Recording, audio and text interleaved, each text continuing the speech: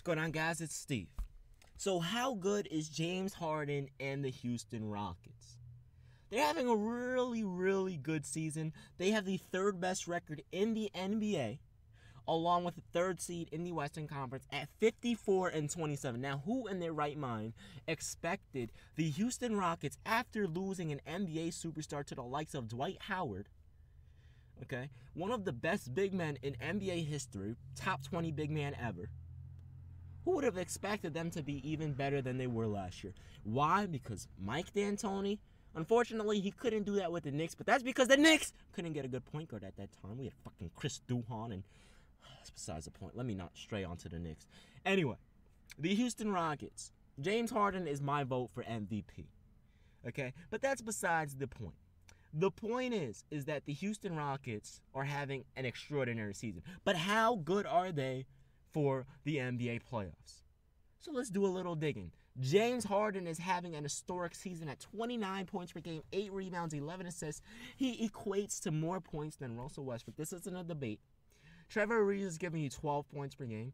Eric Gordon's giving you 16 points per game. Patrick Beverley's giving you 10 points per game. Ryan Anderson's giving you 14 points per game. Troy Williams is giving you 11. Lou Williams is giving you 15. And Clint Capella is giving you 12.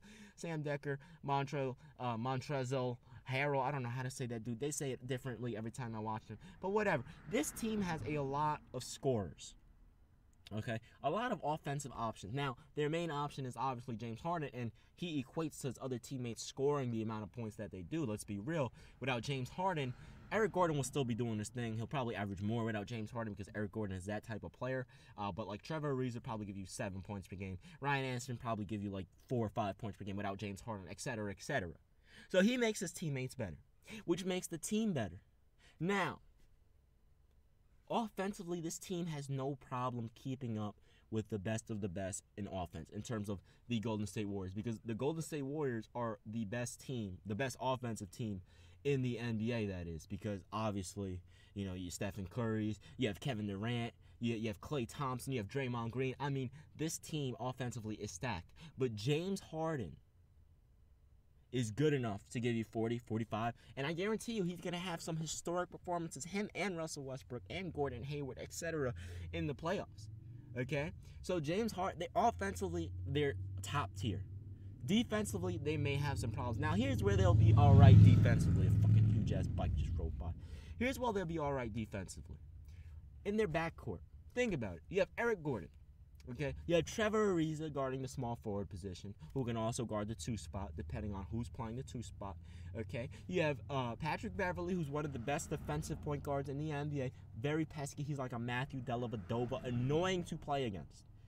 Okay, and Matthew Dellavedova is annoying because this dude is a bum in terms of offense, but defensively, this guy is like fucking Kawhi Leonard, okay? But Patrick Beverley's annoying because he's a bum on offense as well, but he's annoying because the way he acts like a freaking dickhead, okay? I'm sorry, but that's the damn truth. Anyway, so the Houston Rockets, how good are they?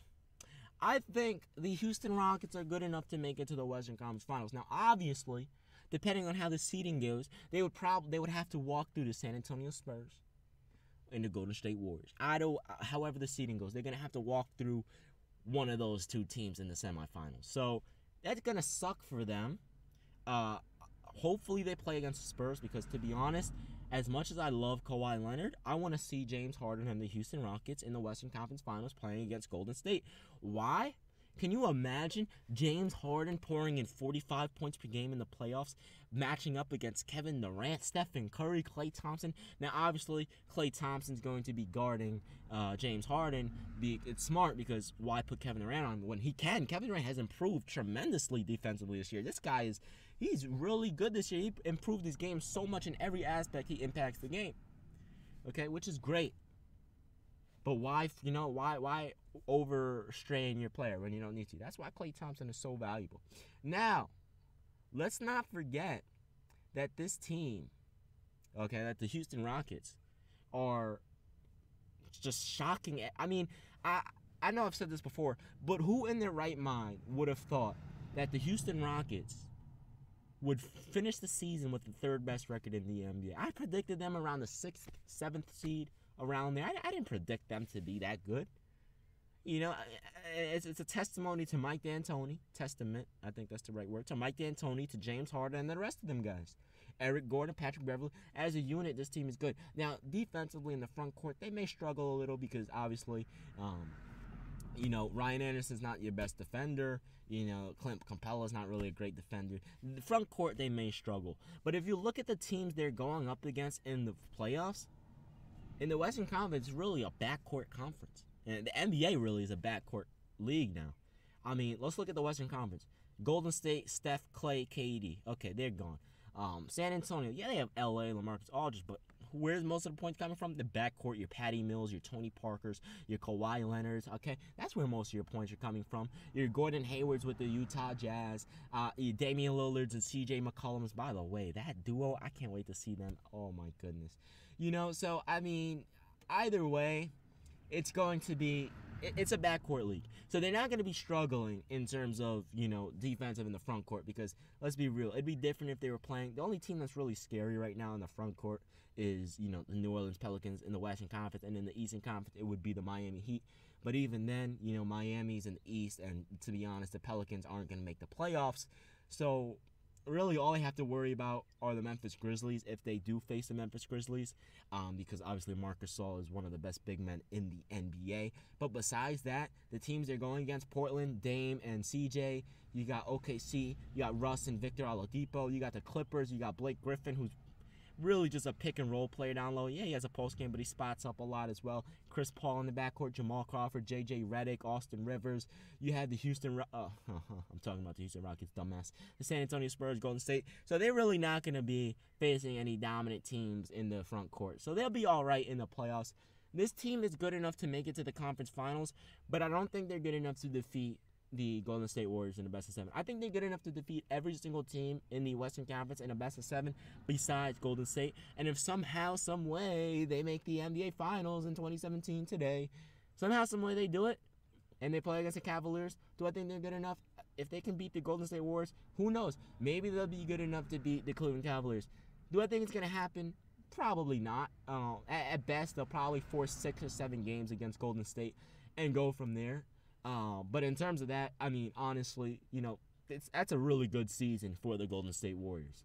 I mean, for the Houston Rockets. That's a damn near good season. So, props to James Harden, man. Anyway, guys, hopefully you guys enjoyed this video. Again, I'm going to say this one more time.